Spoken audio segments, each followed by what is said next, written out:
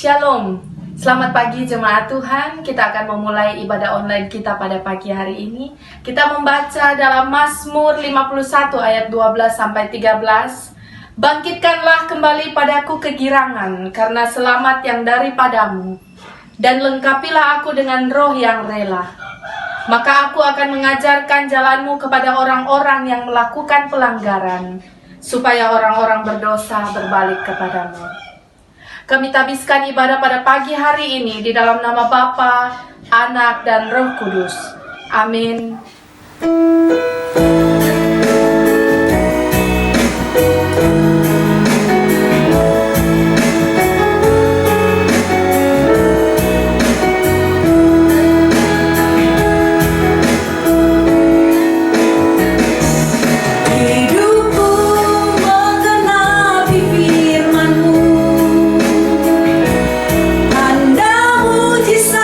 Sertai tiap langkahku.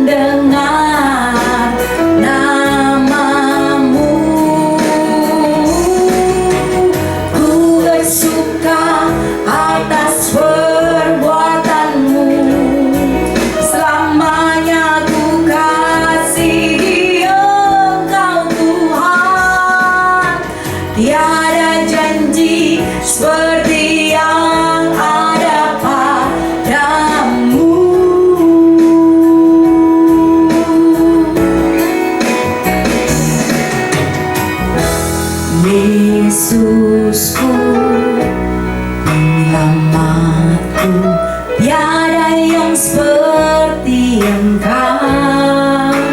Setiap hari ku memuji keajaiban kasih-Mu.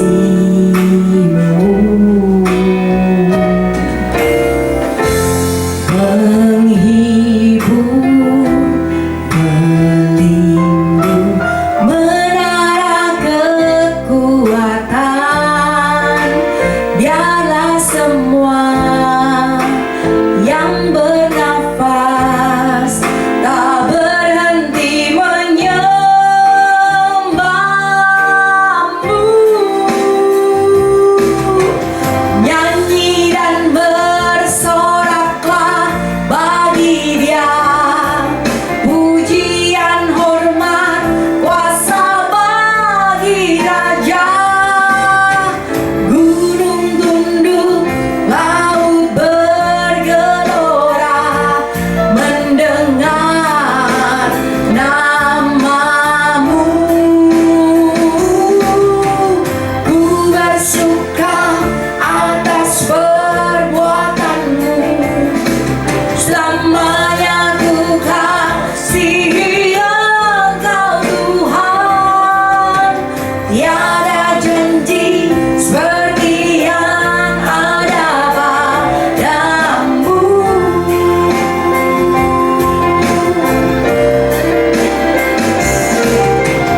Nyanyi dan bersoraklah bagi Dia, pujian, hormat, kuasa bagi Raja.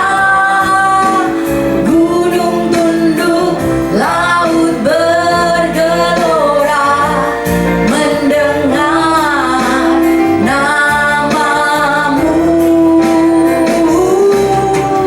Ku bersuka atas perbuatan-Mu, selamanya ku kasihi Engkau Tuhan. Tiada janji seperti yang ada padamu.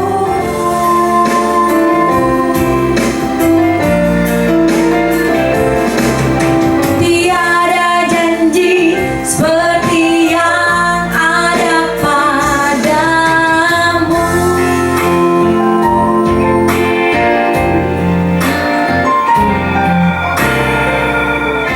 Haleluya, saudara.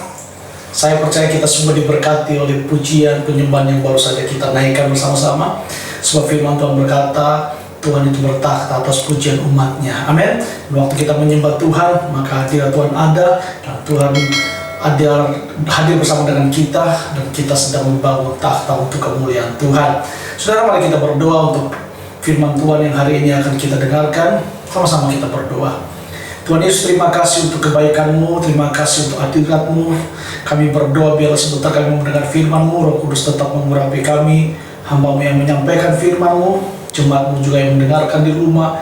Tuhan mengurapinya, memberikan telinga seorang murid untuk kami boleh mengerti, memahami kebenaran firman-Mu, dan biarlah benih ini jatuh di tanah hati kami yang subur, dan itu berakar, bertumbuh, dan berbuah dengan maksimal untuk hormat kemuliaan nama Tuhan.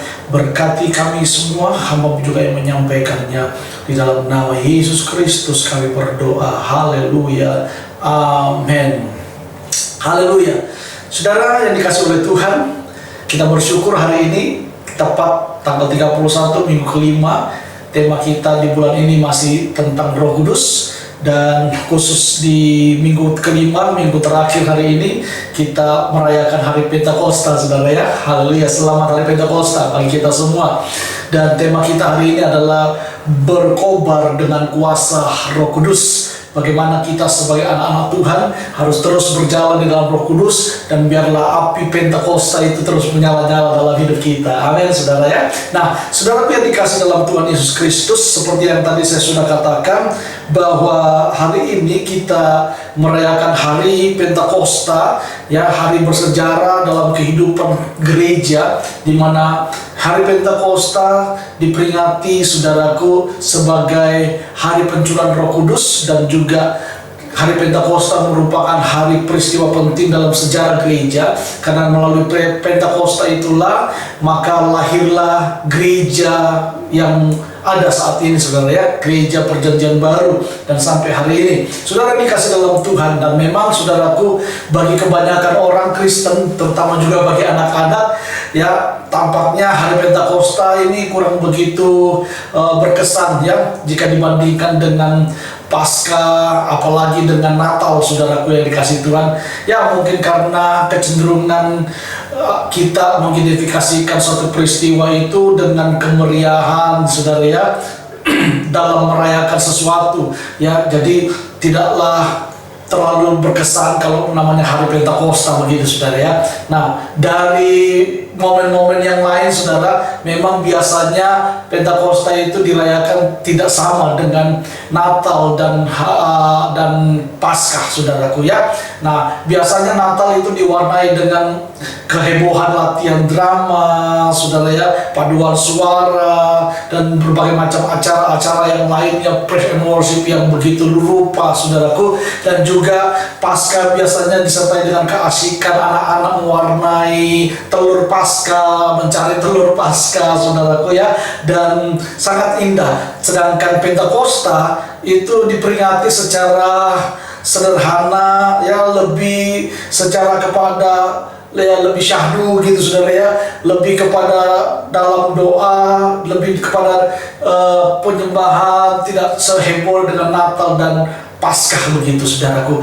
Nah, saudara, tapi bagi kita sebagai orang-orang percaya, bagi orang-orang dewasa, ya, saudara, momen Pentakosta ini merupakan momen yang penting sekali, saudaraku. Ya, Pentakosta kala itu adalah satu peristiwa yang menghebohkan Yerusalem.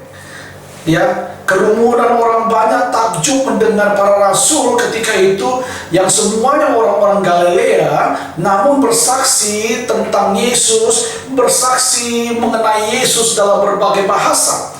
Bahkan pasca Pentakosta, saudaraku, kita melihat di sana, kalau kita baca dalam kisah para rasul, ada penuaian jiwa-jiwa, ada 3.000 jiwa menjadi percaya serta memberi dirinya untuk dibaptis. Dan ini adalah momen lahirnya gereja pertama, jemaat pertama. Nah, saudara, Pentakosta ini adalah peristiwa yang dahsyat dalam kehidupan kita sebagai orang percaya. Kenapa? Karena disitulah Tuhan mencurahkan Roh Kudus-Nya kepada kita semua. Saudara, pada perayaan Pentakosta saat itu, ya, yakni hari 10, hari sesudah Yesus berangkat ke surga. Nah, murid-murid Yesus tinggal di Yerusalem untuk menantikan yang dijanjikan oleh Yesus Kristus, yaitu datangnya Roh Kudus. Kita bisa baca itu di dalam Lukas pasal yang ke-24 ayat 49 dan juga Yohanes pasal 14 ayat 16 yang sudah beberapa minggu lalu kita membahasnya tentang Roh Kudus, saudaraku, dan Kisah Para Rasul pasal 2 ayat 23. Saudaraku, kita melihat di sana Kisah Para Rasul 2 ayat 1 sampai 13 mencatat juga secara detail peristiwa dicurahkannya Roh Kudus kepada murid-murid Yesus, di mana mereka berbahasa-bahasa asing yang mereka tidak pahami, bahasa-bahasa asing, saudaraku, yang mereka tidak mengerti, yang tidak mereka pahami oleh orang-orang Yahudi yang sedang berkumpul di Yerusalem. Tetapi saudara, mereka bisa berkata-kata dalam berbagai bahasa, dan itu didengarkan oleh orang-orang Yahudi yang merantau keluar dari Israel. Dan mereka biasanya memang setiap hari Pentakosta itu mereka datang ke Yerusalem untuk memperingati. Jadi orang-orang Yahudi dari mana-mana yang hidup di perantauan mereka datang, dan ketika mereka mendengar para rasul itu mereka dipenuhi Roh Kudus, dibaptis dengan Roh Kudus, mereka berkata-kata dalam bahasa lidah, bahasa yang baru. Mereka kaget, loh, kenapa mereka bisa berbahasa-bahasa kita? Karena mereka adalah orang-orang yang mungkin dari perantauan, dari Antioquia, ada yang dari Roma, ada yang dari mana-mana, saudara. Mereka datang ke Yerusalem, dan mereka di sana bisa mendengarkan para rasul ini orang Galilea, tapi bisa berbahasa-bahasa mereka, dan itu membuat mereka sangat terheran-heran. Dan itulah pekerjaan Roh Kudus, saudaraku. Itulah pekerjaan Roh Kudus. Nah, karena itu saudaraku, saya mau saudara mengerti apa itu Pentakosta. Ya, Pentakosta itu adalah satu peristiwa yang perlu kita peringati sebagai anak-anak Tuhan. Karena hari Pentakosta adalah hari pencurahan Roh Kudus, hari di mana gereja itu lahir, saudaraku.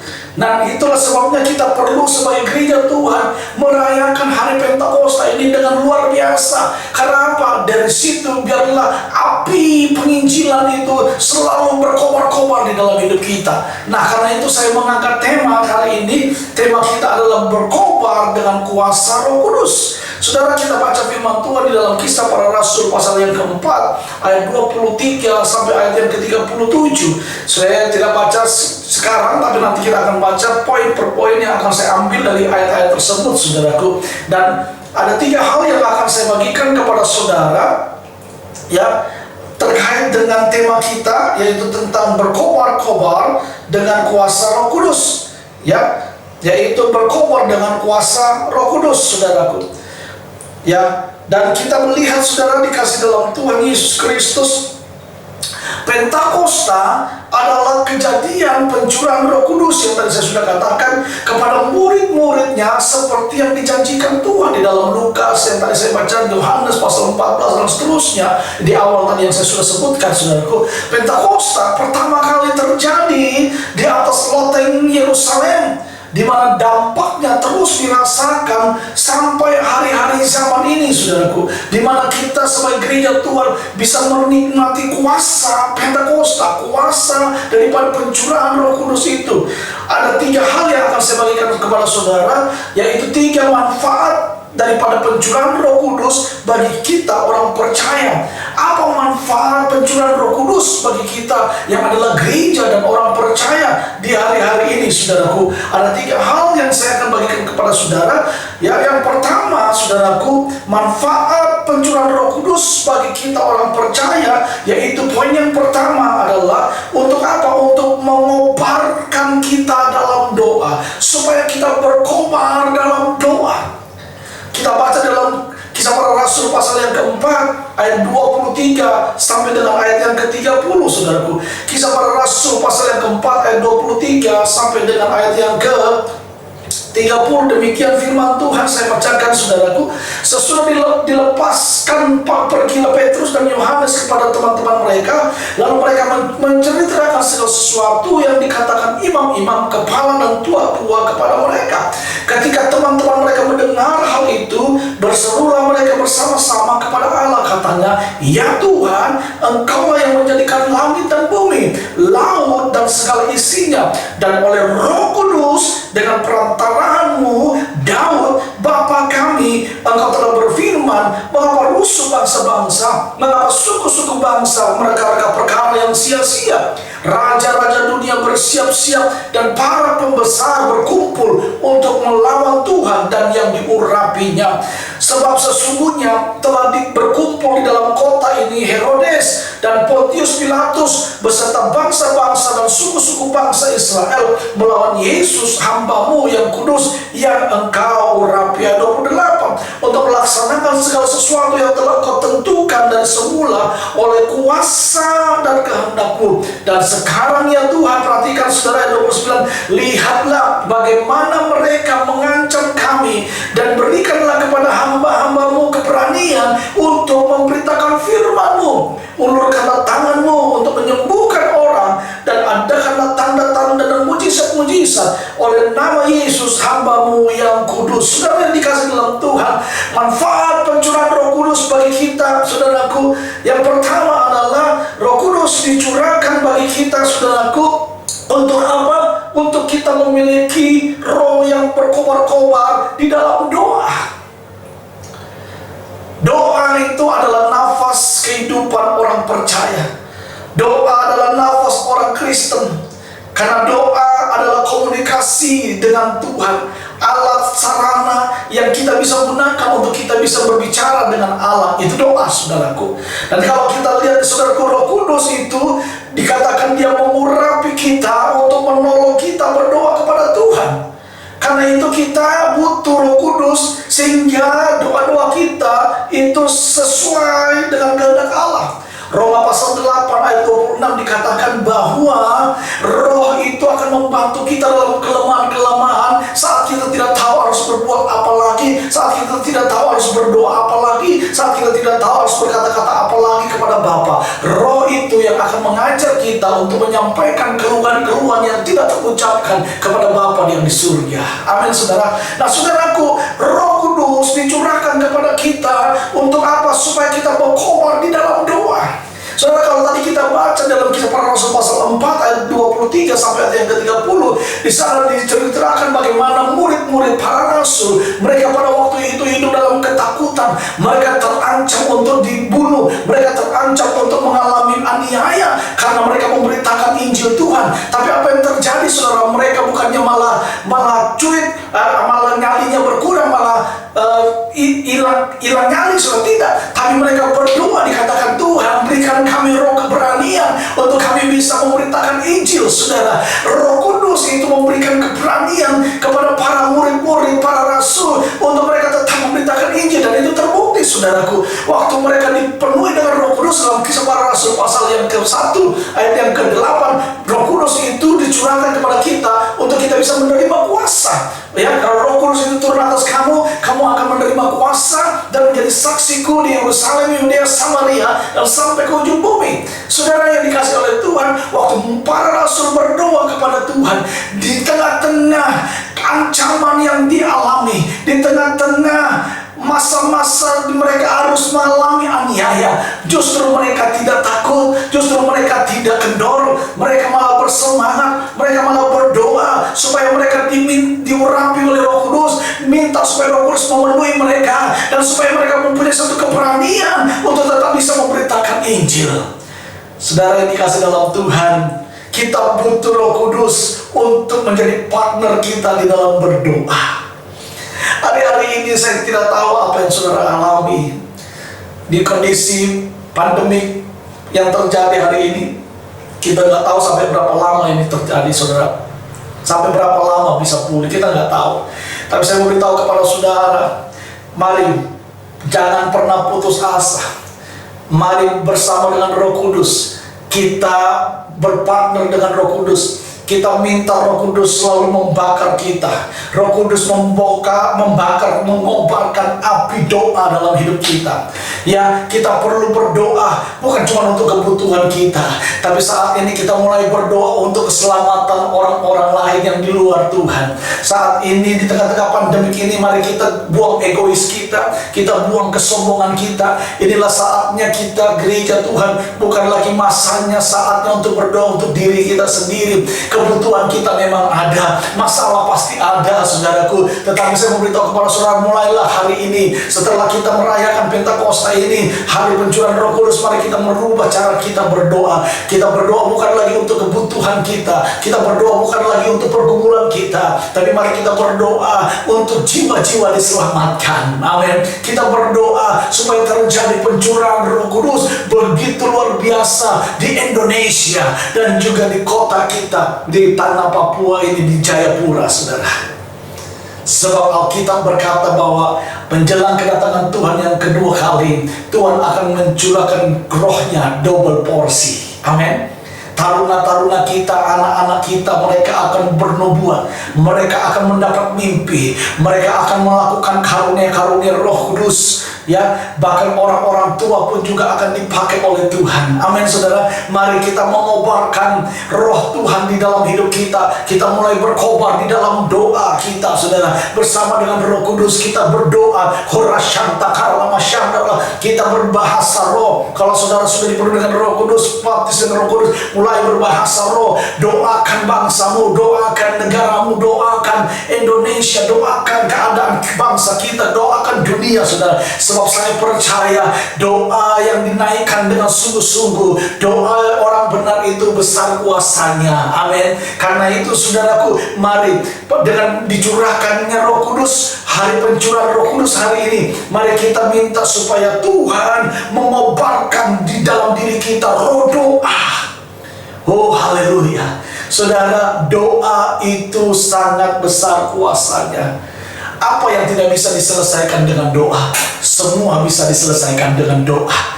Kalau kita berkata waktu Elia dia berdoa, maka tidak terjadi hujan selama 3,5 tahun. Waktu Yosua berdoa, maka saudara, matahari tidak terbit seberapa jam, saudaraku. Doa itu besar kuasanya. Amin. Waktu Yesus berdoa, apa yang terjadi? Langit terbuka dan surga itu menyatakan apa yang ingin dilakukan di dalam kehidupan Yesus. Saudara, banyak kesaksian-kesaksian yang terjadi ketika orang berdoa. Karena doa itu mendatangkan mujizat, doa itu mendatangkan kuasa. Karena itu saudara, biarlah kita hari-hari ini kita mau mengobarkan roh doa kita. Kita mau mengobarkan api doa itu dalam hidup kita. Amin. Bukan untuk pergumulan kita, bukan untuk kepentingan kita, tapi mulai ambil tanggung jawab, ambil fungsi sebagai anak Tuhan, berdoa untuk kota saudara, berdoa untuk jiwa-jiwa, berdoa untuk tetangga saudara, berdoa untuk keluargamu yang belum diselamatkan, dan minta Tuhan melawat mereka, biar Roh Kudus Tuhan menjamah mereka, dan mulut mereka akan mengaku bahwa Yesus Kristus adalah Tuhan, lidah mereka akan memuliakan Tuhan, lutut mereka akan bertelur untuk menyembah Yesus di atas segala raja yang adalah Tuhan kita. Amin, saudara. Saudara yang dikasih dalam Tuhan, mari kita mau mengobarkan dalam diri kita doa. Doa, pujian, penyembahan ini harus dibangkitkan, saudara. Doa, pujian, dan penyembahan harus dibangun kembali di dalam kehidupan kita. Ya, saudara, bangun itu di rumah saudara. Kalau saat nanti masa-masa kesukaran terjadi, maka saudara, ini tidak akan bisa dilarang. Orang beribadah di rumah-rumah nggak bisa dilarang, saudara. Akan ada masanya di mana nanti tempat-tempat ibadah, gedung-gedung gereja tidak bisa lagi dipergunakan untuk beribadah. Ya, dan saudara, kalau itu terjadi, maka saudara tidak ada cara lain. Kita sebagai anak Tuhan, kita yang adalah bait Allah, kita harus membangun diri kita di dalam Tuhan. Amin. Lewat doa, pujian, dan penyembahan. Bangun itu setiap hari di dalam rumah tangga saudara, dalam kehidupan pribadi saudara. Karena saya percaya api Roh Kudus itu ada dalam hidup saudara, dan biarkan api itu terus menyala-nyala. Jangan biarkan api itu padam, saudaraku. Kobarkan di dalam diri saudara roh doa, doa, doa, doa, doa. berhenti untuk meminta hanya untuk kepentingan saudara. Sebelum saudara meminta, Tuhan sudah tahu kebutuhan saudara. Karena itu apa gunanya kita meminta, saudara, kalau Tuhan sudah tahu ngapain kita minta. Lebih baik sekarang kita berdoa untuk orang lain. Kalau kita berdoa untuk orang lain, nanti Tuhan yang akan mengurus kebutuhan kita. Kita memberkati bangsa kita, maka Tuhan sendiri yang akan memberkati kita. Amin. Alkitab berkata, kesejahteraan kota di mana kamu berada adalah kesejahteraan tanggung jawabnya buat kita sendiri. Waktu kita ditempatkan Tuhan di kota itu, maka kota itu adalah tanggung jawab kita. Sebab Alkitab berkata, saudaraku, usahakanlah kesejahteraan kota di tempat mana engkau berada, sebab kesejahteraan kota itu adalah kesejahteraanmu juga. Saudaraku yang dikasih dalam Tuhan, mari kita membangkitkan, mengobarkan roh doa dalam hidup kita. Bangun hubungan saudara, mulai bina saudaraku, mulai bina. Satu hari saudara ambil waktu, minim berapa waktu, berapa, gak usah berjam-jam kalau memang saudara susah. Mulai bangun dengan 5 menit, naik 10 menit, naik 15 menit, sampai akhirnya itu menjadi satu kesukaan, menjadi satu gaya hidup, menjadi satu gairah yang mendorong kita dengan sendirinya untuk mau mengampiri Tuhan lewat doa-doa kita. Amin saudara. Doa syafaat, doa peperangan, doa apapun yang saudara bisa lakukan dalam doa saudara. Karena Yesus itu hanya sejauh doa. Amin saudara. Doa itu adalah nafas kehidupan kita saudara. Pernahkah saudara tidak bernafas? Orang yang tidak bernafas itu adalah mayat saudara, orang mati. Tapi ada banyak orang Kristen tanpa dia sadari sebenarnya dia sedang mati rohani. Kenapa? Karena dia tidak bernafas, dia tidak berdoa. Saudara, saya memberitahu kepada saudara, kita bekerja harus, tetapi jangan lupa sebelum kita bekerja, naikkan doa kepada Tuhan. Amin. Kita melayani Tuhan itu harus, tapi ingat sebelum saudara melayani Tuhan, naikkan doa kepada Tuhan. Cari wajah Tuhan terlebih dahulu. Amin saudara. Sebab Yesus itu senang untuk dijumpai. Yesus itu senang waktu kita datang menghampiri Dia. Dan saya percaya itulah kerinduan hati Bapa. Dia mau ada persekutuan yang indah antara saudara dan saya sebagai umatnya, sebagai anak-anak Allah yang sudah ditebus dengan darahnya. Dia mau ada persekutuan yang intim. Itu sebabnya dia melepaskan tirai bait Allah yang ada ketika dia di atas kayu salib. Alkitab berkata ada peristiwa yang luar biasa, mana tirai bait Allah itu terkoyak, tersobek saudara. Artinya tidak ada lagi pembatas. Yesus sudah menghapus segala pembatas. Yesus sudah menghapus segala penghalang untuk kita bisa berjumpa dengan Dia. Karena itu, kalau itu sudah dikerjakan dalam Tuhan, mari saudaraku hari ini jangan sia-siakan itu. Sudah tidak ada lagi penghalang untuk kita mau datang kepada Tuhan. Setiap waktu, setiap saat, bangun hidup saudara di dalam doa kepada Tuhan. Itu yang pertama saudaraku. Yang kedua saudara yang dikasihi oleh Tuhan Yesus Kristus, apa manfaat pencurahan Roh Kudus bagi kita orang percaya? Yang pertama, Roh Kudus itu dicurahkan kepada kita untuk mengobarkan kita di dalam doa. Yang kedua saudaraku, manfaat pencurahan Roh Kudus bagi kita adalah supaya kita berkobar dalam kuasa. Berkobar dalam kuasa. Kisah Para Rasul pasal yang keempat tadi, saudaraku, ayat yang ke-31, Alkitab bilang begini, dan ketika mereka sedang berdoa, goyanglah tempat mereka berkumpul. Ya, dan mereka semua penuh Roh Kudus. Lalu mereka memberitakan firman Allah dengan berani. Yes, saudara. Para rasul ketika mereka dipenuhi oleh Roh Kudus, Alkitab berkata mereka berkobar-kobar dengan kuasa. Mereka pergi memberitakan Injil. Dan sejak mereka dibaptis oleh Roh Kudus, Alkitab mencatat, sejarah mencatat dalam Kisah Para Rasul, Petrus yang tadinya menyangkal Yesus, Petrus yang tadinya takut, yang punya keberanian, dia menyangkal Yesus di depan para wanita. Tapi ketika dia dibaptis, dipenuhi oleh Roh Kudus, apa yang terjadi saudara? Nyalinya luar biasa. Dia mempunyai keberanian ilahi yang luar biasa. Dia berani memberitakan Injil, gak takut mati. Bahkan dia berkata, emas dan perak tidak ada padaku, tetapi apa yang ada padaku kuberikan kepadamu. Dalam nama Tuhan Yesus bangkit dan berjalanlah. Haleluya. Saudara, Roh Kudus dicurahkan kepada kita untuk kita bisa menerima kuasa. Ya, saudara, ketika mereka sedang berdoa, dikatakan goyanglah tempat mereka berkumpul itu, dan mereka semua penuh dengan Roh Kudus, dan mereka memberitakan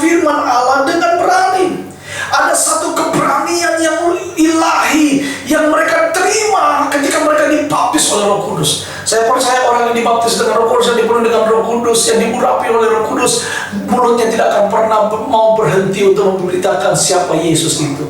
Mulutnya tidak akan pernah berhenti mau menceritakan tentang kebaikan Tuhan. Amin, saudara.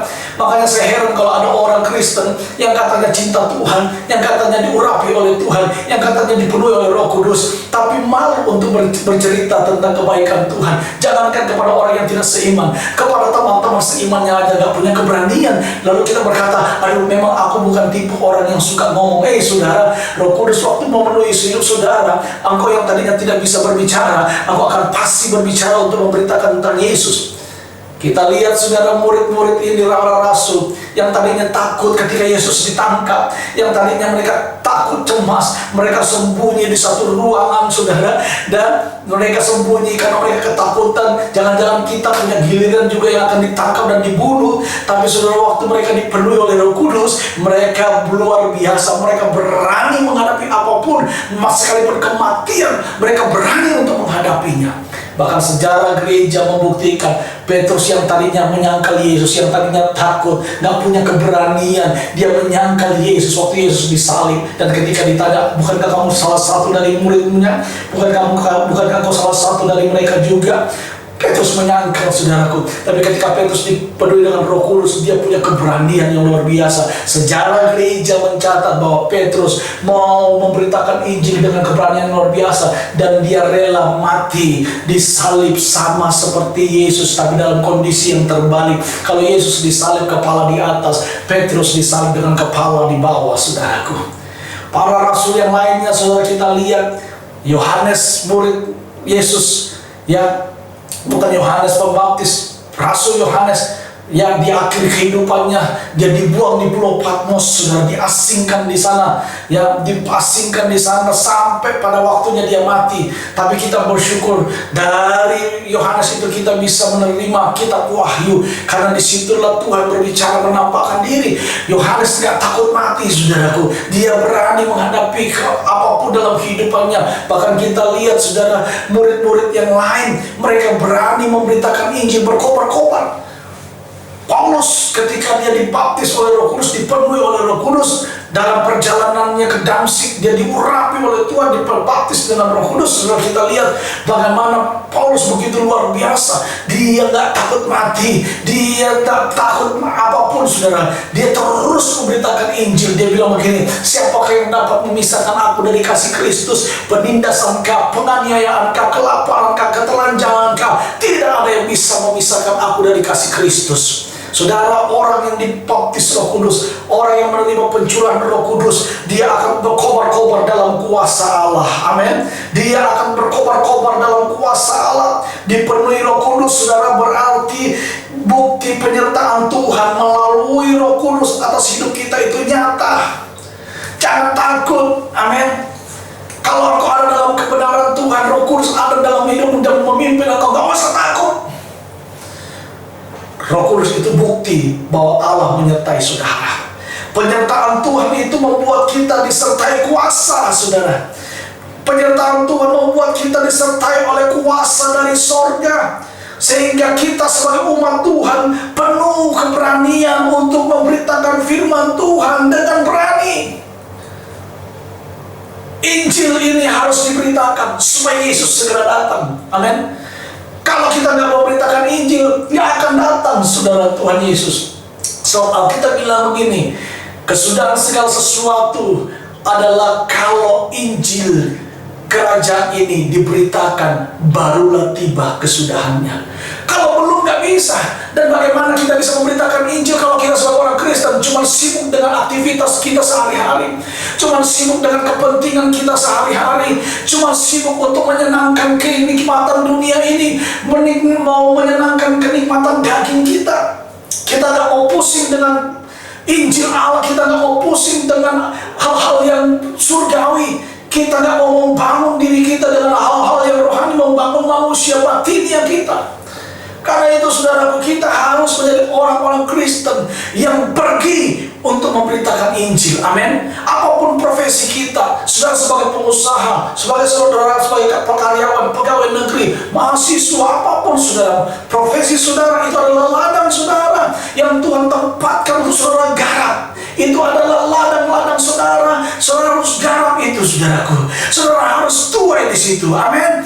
Amin, saudara. Saudara sebagai pegawai negeri, itu ladang saudara tuai teman-temanmu yang ada di sana. Saudara sebagai pengusaha asuh, itu adalah ladang saudara tuai teman-teman saudara yang ada di sana. Sebab ladang itu sudah menguning, kata Alkitab, tetapi penuainya sedikit, pekerjanya sedikit. Kenapa? Karena kita sebagai anak-anak Tuhan tidak mau pusing tentang tuaian ini. Kita tidak mau ambil waktu, kita nggak mau ambil kesempatan, kita nggak mau memberi diri kita untuk melayani Tuhan. Dan saudara, jangan sampai tuaian ini rusak, jangan sampai tuaian ini busuk. Dan kalau sampai tuaian ini rusak dan busuk, saudara, Alkitab bilang begini, darahnya ditumpahkan kepada kita, ditanggungkan kepada kita, saudaraku. Dan jangan sampai tuaian ini diambil oleh setan, diambil oleh iblis, dirampas oleh kuasa kegelapan, dan mereka masuk di dalam neraka. Saudara, jangan sampai keluarga saudara direbut oleh iblis, jangan sampai sahabat saudara direbut oleh iblis. Tapi biarlah kita sebagai anak-anak Allah yang sudah menerima pencurahan Roh Kudus, yang sudah dibaptis oleh Roh Kudus, kita minta kepada Tuhan supaya Tuhan memberikan api Roh Kudus mengobarkan dalam diri kita, supaya kita bisa memberitakan Injil dengan kuasa, dengan keberanian untuk memberitakan nama Tuhan. Sebab Alkitab berkata, pergilah kamu jadikanlah semua bangsa muridku, baptislah mereka dalam nama Bapa, Anak, dan Roh Kudus, itu dalam nama Tuhan Yesus Kristus. Amin, saudara. Dan Alkitab berkata, waktu kita dibaptis Roh Kudus, maka kuasa itu diberikan kepada kita jadi saksi di Yerusalem, Yudea, Samaria, sampai ke ujung bumi. Jadilah saksi Tuhan di Yerusalem. Yerusalem itu adalah daerah yang terdekat. Itu adalah berbicara tentang lingkungan keluarga kita, saudaraku. Coba lihat ipar saudara, lihat menantu saudara, lihat cucu saudara, lihat anak saudara yang belum diselamatkan. Tanggung jawab kita memberitakan Injil di Yerusalem. Lalu setelah Yerusalem diselamatkan, kita meningkat kepada Yudea. Yudea berbicara tentang lingkungan di sekitar kita, atau berbicara tentang kota kita, saudaraku ya. Berbicara tentang kota kita, berbicara tentang lingkungan kita. Coba lihat tetangga kiri kanan saudara. Adakah mereka yang belum diselamatkan? Itu adalah tugas saudara untuk memberitakan Injil. Dia terima atau tidak terima bukan urusan kita. Tugas kita adalah memberitakan Injil, dan saya percaya kuasa Tuhan ada dalam hidup saudara. Amin, saudara. Lalu di Yudea, Samaria. Samaria berbicara tentang kota atau Indonesia, saudara. Kita perlu memberitakan Injil. Kalau kita nggak bisa pergi memberitakan Injil secara fisik, kita bisa berdoa untuk bangsa kita, kita bisa berdoa untuk kota kita. Amin, saudara. Uang kita bisa berikan juga untuk pelayanan misi yang ada dimanapun, saudaraku, untuk supaya berita Injil ini segera diberitakan sehingga kedatangan Kristus itu akan segera datang. Amin, saudara. Lalu ke ujung bumi, kalau saudara sempat beritakan Injil ke ujung bumi. Amin. Tapi kalau enggak, kita berdoa, kita mensupport pelayanan misi yang menjangkau jiwa kepada bangsa-bangsa. Dan saya percaya kalau Injil ini sudah diberitakan, maka saya percaya tidak lama lagi Yesus Kristus itu akan datang kembali ke dunia ini. Amin. Yang ketiga, saudaraku, apa tujuan atau manfaat daripada pencurahan Roh Kudus bagi kita? Yang ketiga adalah, saudara, yang ketiga, manfaat daripada pencurahan Roh Kudus bagi kita adalah supaya apa? Supaya kita berkobar dalam kemurahan. Roh Kudus dicurahkan kepada kita supaya kita memiliki roh yang berkobar-kobar di dalam kemurahan, murah untuk memberi, saudaraku. Di dalam Kisah Para Rasul pasal yang keempat ayat 34 sampai dengan ayat yang ke-37, demikian firman Tuhan. Sebab tidak ada seorang pun yang berkekurangan di antara mereka, saudara perhatikan, karena semua orang yang mempunyai tanah atau rumah menjual kepunyaannya itu, dan hasil penjualan itu mereka bawa dan mereka letakkan di depan kaki rasul-rasul, lalu dibagi-bagikan kepada setiap orang sesuai dengan keperluannya. Demikian pula dengan Yusuf, yang oleh rasul-rasul disebut Barnabas, artinya anak penghiburan, seorang Lewi dari Siprus. Ia menjual ladang miliknya, lalu membawa uang itu dan meletakkannya di depan kaki rasul-rasul. Saudara yang dikasih dalam Tuhan, yang ketiga, manfaat daripada pencurahan Roh Kudus atau Pentakosta, yang ketiga adalah supaya kita berkobar di dalam kemurahan. Saudara, manusia pada dasarnya itu mementingkan diri sendiri. Tetapi ketika Roh Kudus hadir dalam diri kita, maka saudara, ada belas kasihan Tuhan yang turun dalam diri kita. Harusnya demikian. Kalau orang sudah dipenuhi Roh Kudus, harusnya dia punya hati Bapa. Dia punya hati yang bermurah hati untuk peduli kepada orang lain. Kalau kita baca tadi saudara, para murid-murid, para rasul dan umat Tuhan yang ada pada waktu itu, mereka saling membantu satu dengan yang lain. Di mana ada yang kurang, mereka memberikan kepada yang kurang. Ketika mereka menjual sesuatu, mereka membawa hasil jualannya sesuai dengan kebutuhan yang mereka ambil, lalu selebihnya mereka berikan kepada rasul-rasul, lalu rasul-rasul ini membagikan kepada umat Tuhan. Dan saya pikir ini yang harus kita lakukan sebagai anak-anak Tuhan, sebagai gereja Tuhan di masa pandemik ini, saudaraku. Ya, inilah waktunya kita sebagai anak Tuhan melakukan kemurahan. Gak usah orang lain tahu, cukup Tuhan dan kita. Amin. Ya, kita bisa melakukan hal itu. Saya berdoa supaya saudara semua jemaat gereja GBI Kingdom Worship Family Church, saudara menjadi orang-orang yang bermurah hati. Amin. Bermurah hati untuk apapun orang-orang di sekitar kita. Bermurah hati untuk orang-orang yang memerlukan, terutama untuk di dalam jemaat kita sendiri, saudara. Ya, kita perlu mendukung satu dengan yang lain. Kalau ada yang lagi lemah, mari kita dukung. Mereka lagi kesusahan makan di dalam masa-masa pandemi ini. Kalau ada saudara, telepon saya sebagai gembala. Telepon, gak usah takut, gak usah malu, saudara. Kami akan membantu saudara sebisa kami. Kalau saudara gak punya beras di rumah, saya sebagai gembala, telepon, saya akan berusaha untuk memberkati saudara. Ya, tapi saya percaya, saudara, semua kita jemaat-jemaat Tuhan akan dipakai. Dan jemaat Kingdom Worship Family, saya berdoa Tuhan pakai saudara dalam melakukan kemurahan-kemurahan kepada siapapun, saudaraku. Di kota ini, saudara diberkati untuk memberkati kota ini. Saudara diberkati untuk memberkati orang-orang di sekitar saudara. Saudara diberkati untuk memberkati gereja Tuhan. Amin, saudara. Ya, memang gereja kita masih baru, saudara. Baru berjalan bulan Maret kemarin. Ya, sekarang baru 2 bulan, saudara. Ya, baru berjalan 3-4 minggu. Sudah pandemi dan akhirnya kita tidak bisa ibadah secara rutin di gedung ibadah. Tapi nggak apa-apa, saudara. Walaupun secara online, saya berharap iman saudara bertumbuh. Amin. Saya berdoa setiap pagi, saya dan istri berdoa buat saudara sebagai jemaat Tuhan, supaya saudara diperkaya oleh Tuhan, supaya saudara juga bisa memberi untuk orang lain, saudara bisa memberi juga untuk pelayanan pekerjaan Tuhan. Saya dan istri setiap pagi berdoa menyebut nama saudara, keluarga demi keluarga yang ada dalam gereja ini. Mumpung masih sedikit, saudara, ya, belum terlalu banyak. Jadi saya masih ingat keluarga-keluarga yang ada dalam jemaat ini. Saya dan istri selalu mendoakan supaya saudara diberkati, saudara menjadi orang-orang yang sukses, saudara menjadi orang-orang yang kaya dan bisa memberikan pinjaman, saudara bisa memberkati orang lain. Kami berdoa supaya di gereja ini lahir orang-orang yang luar biasa, yang menyatakan kasih Tuhan lewat kemurahan hatinya yang Tuhan lakukan dalam hidup saudara dan saya. Saudara, jemaat mula-mula dapat saling mengasihi dengan tindakan saudara, bukan karena mereka berlimpah, tetapi karena ada yang namanya kemurahan Tuhan dalam diri mereka. Memberi itu nggak usah harus tunggu kaya, saudara. Memberi itu nggak usah harus tunggu sukses. Apa yang ada pada kita yang kita bisa berikan, kita berikan. Orang miskin itu, saudara tahu definisi orang miskin itu bukan berarti dia nggak punya apa-apa. Orang miskin itu orang yang tidak punya sesuatu untuk diberikan kepada orang lain, itu miskin, saudara. Sekalipun saudara punya uang banyak, saudara punya mobil yang mewah, saudara punya rumah yang bagus, besar dan luar biasa, penghasilan saudara banyak, usaha saudara banyak, tapi kalau saudara nggak punya sesuatu untuk saudara bisa berikan dan berbagi kepada orang lain, saudara sebenarnya miskin. Sebab orang yang kaya adalah di dalam Tuhan adalah orang yang bisa memberi kepada orang lain. Amin, saudara. Itulah orang yang kaya. Orang yang kaya itu mereka akan kaya adalah ketika dia bisa berbagi kepada orang lain. Sebab Alkitab berkata, waktu kita memberi, maka Tuhan juga akan melimpahkan berkatnya dalam hidup saudara dan saya. Amin, saudara. Jadi ada 3 hal yang kita pelajari hari ini yang saya bagikan kepada saudara terkait dengan hari Pentakosta. Tema kita adalah berkobar dengan kuasa Roh Kudus, dan apa tujuan daripada pencurahan Roh Kudus dalam kehidupan kita sebagai gereja, sebagai anak Tuhan, sebagai orang percaya. Yang pertama, ya, pencurahan Roh Kudus diberikan kepada kita untuk apa? Untuk kita bisa berkobar di dalam doa.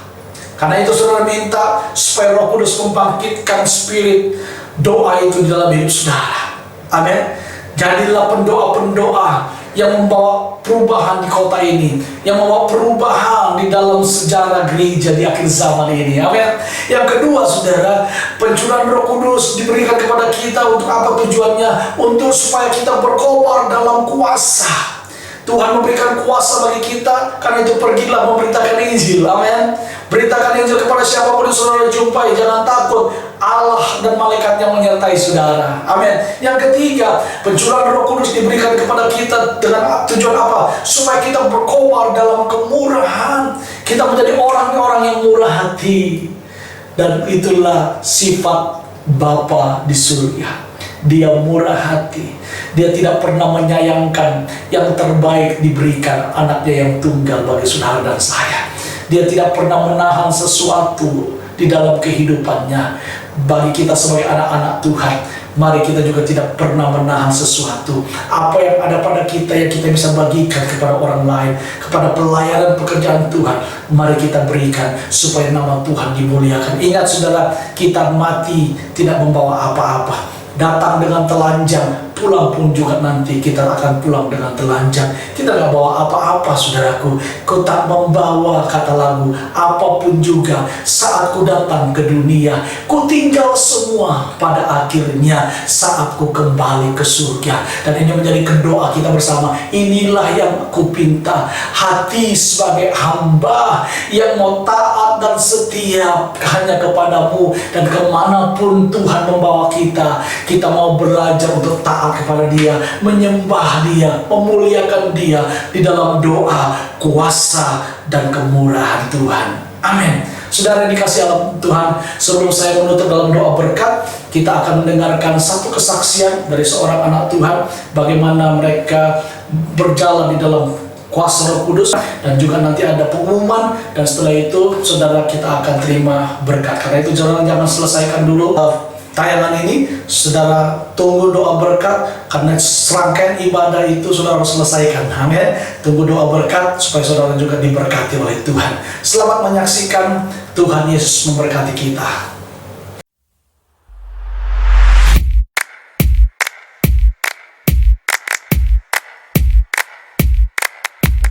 Jemaat Tuhan, saatnya kita akan memberikan persembahan. Mari kita berdoa.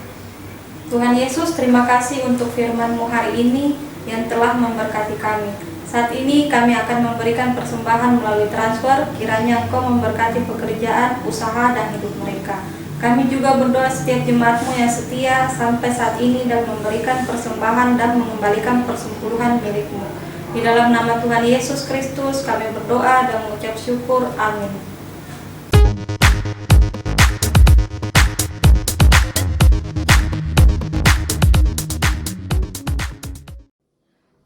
Kingdom Worship Family Church untuk ibadah minggu depan masih dilakukan secara virtual atau live streaming di YouTube channel Kingdom Worship Family Church, dikarenakan situasi dan kondisi kota kita masih dalam masa pandemi COVID-19. Bagi Bapak Ibu yang belum memiliki tempat ibadah tetap dan rindu untuk melayani, boleh bergabung bersama kami di GBI Kingdom Worship Family Church yang bertempat di Black on Box Cafe atau tepatnya di Jalan Raya AB Pura nomor 18 AB Pura. Gembala dan seluruh pelayan Tuhan GBI Kingdom Worship Family Church mengucapkan selamat berulang tahun kepada Bapak Ibu sekalian yang berulang tahun di minggu ini. Semoga Tuhan Yesus memberkati dengan umur panjang, kesehatan, dan juga kesuksesan di dalam kehidupan Bapak Ibu sekalian. Kepada jemaat yang telah mengembalikan persepuluhan dan memberikan persembahan, kami mengucapkan banyak terima kasih. Tuhan Yesus saja yang membalas setiap taburan benih kasih yang diberikan.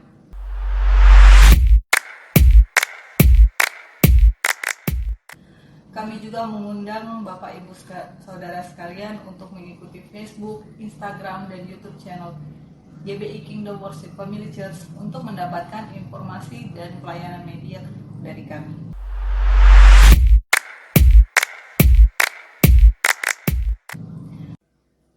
Oh ya, jangan lupa untuk mengikuti Kingdom Worship Live on Facebook Kingdom Worship Family Church yang akan dilaksanakan setiap hari Rabu jam 7 malam waktu Indonesia Timur, yang langsung dipimpin oleh Pastor Gelpi Natak.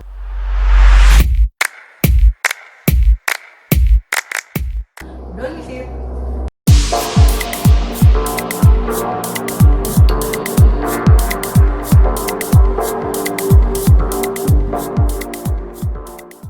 Shalom jemaat Tuhan, saya ingin bersaksi sedikit bagaimana hubungan saya dengan Roh Kudus yang nyambung dengan firman Tuhan setiap minggu. Tema minggu ini hubungan erat dengan Roh Kudus. Mungkin saya tidak seperti orang lain yang lahir baru ketemu Roh Kudus atau apalah begitu. Saya terlahir dari keluarga hamba Tuhan. Bapak saya latar belakang seorang pendeta hamba Tuhan, seorang penginjil, dan kami selalu hidup dari mujizat satu ke mujizat yang lain. Sampai hari ini saya sudah punya istri, anak, dan 3 anak yang saya dapatkan. Itu semua saya lewati oleh mujizat. Kenapa sampai saya bisa bilang saya bisa melewati oleh mujizat? Selalu kalau saya dalam masalah atau keluarga, dalam pergumulan, saya ingat kalau saya sudah putus asa, saya cuma bilang, Tuhan bantu saya, Tuhan bantu saya. Dan itu selalu mujizat yang saya dapatkan itu dari Tuhan. Dan selalu yang saya rasa kuat itu Roh Kudus yang selalu ada sama saya. Jadi kalau mau dibilang Roh Kudus, hubungan saya dengan Roh Kudus mungkin hampir tiap hari, karena saya merasa setiap hari kebutuhan kami, setiap hari pergumulan kami selalu ada Roh Kudus yang selalu membantu. Akhirnya karena saya merasa hidup saya dari mujizat, hidup saya dari kekuatan akan kedekatan saya dengan Roh Kudus, akhirnya saya bersemangat dalam melayani Tuhan. Mungkin pelayanan yang saya lakukan mungkin tidak seperti orang lain, kayak orang mau berkhotbah atau apapun, tapi yang saya rasakan setiap kali ada sesuatu pekerjaan dalam gereja, ada sesuatu pelayanan dalam bermusik, saya selalu berantusias, saya selalu bersemangat, dan saya selalu menemukan ide-ide baru dalam pelayanan di Tuhan. Ya, saya tidak tahu kenapa sampai semua pekerjaan gereja, semua pelayanan di gereja, semua pelayanan yang menyangkut tentang pelayanan kepada Tuhan, saya selalu bersemangat. Itu yang saya merasakan di dalam hati saya. Kalau saya tidak pelayanan, saya rasa jauh dari Tuhan. Kami sekeluarga sering sekali beribadah kecil-kecilan di dalam kamar sambil menyanyi dan sambil sharing firman Tuhan yang dibagikan oleh pendeta Yosi, gembala kita. Tapi ada momen di mana yang saya merasakan Roh Kudus itu hadir, di mana kalau misalnya kami menyanyi memuji Tuhan, ada saya, ada istri, ada anak-anak. Di situ anak-anak selalu memuji Tuhan dengan hati sungguh-sungguh. Pada saat kita menyanyi, saya merasakan, mungkin buat orang lain itu biasa, tapi saya merasakan setiap kali saya membuka ruang doa bersama keluarga, bersama anak-anak, dan lagunya dinyanyikan oleh anak-anak, saya merasakan Roh Kudus selalu hadir di tengah-tengah kami sekeluarga. Makanya momen dimana untuk saya membangkitkan, mengorbankan Roh Kudus dalam diri saya sangat merasakan dimana pas pada saya dengan keluarga duduk bersama-sama memuji Tuhan. Di situ saya merasakan Roh Kudus selalu ada di tengah-tengah keluarga saya. Dan untuk melakukan seluruh aktivitas kegiatan kami semua dalam keluarga, itu sangat membuat saya berantusias untuk keluar untuk bekerja, karena saya yakin Roh Kudus sudah hadir di tengah-tengah keluarga kami. Haleluya, saya percaya saudara diberkati oleh kesaksian itu. Amin. Dan saat ini saudara, kita akan mengakhiri ibadah kita. Namun sebelumnya saya mau mengingatkan, besok minggu pertama tanggal 7 Juni kita ibadah di disertai dengan perjamuan kudus. Jadi bagi Bapak Ibu Saudara yang mau perjamuan kudus, saudara bisa hubungi Ibu Gembala di 0822 3929 8377. Saya ulang sekali, 0822 3929 8377. Saudara hubungi Ibu Gembala untuk bisa mendapatkan anggur dan roti perjamuan. Atau kalau saudara mau buat sendiri juga di rumah, silakan saudara bisa sediakan Sprite atau Fanta atau sirup ya, saudara sudah menjadi pengganti anggur. Dan untuk pengganti ostinya saudara bisa pakai biskuit, saudara potong kecil-kecil secukupnya, atau roti tawar ya, saudara potong kecil-kecil secukupnya menjadi pengganti osti saudara. Amin. Pagi berdiri bersama-sama dengan keluarga semua, istri, anak-anak, suami, bergandengan tangan semua saudara. Angkat kedua tangan saudara dan terimalah berkat daripada Tuhan. Tuhan, kami bersyukur untuk anugerah-Mu. Biarlah di hari Pentakosta ini kami benar-benar menjadi orang-orang yang berkobar-kobar di dalam Tuhan.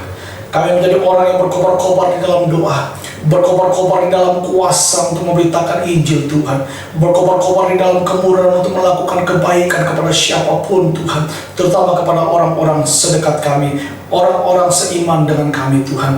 Bateraikan apa yang sudah kami dengarkan hari ini.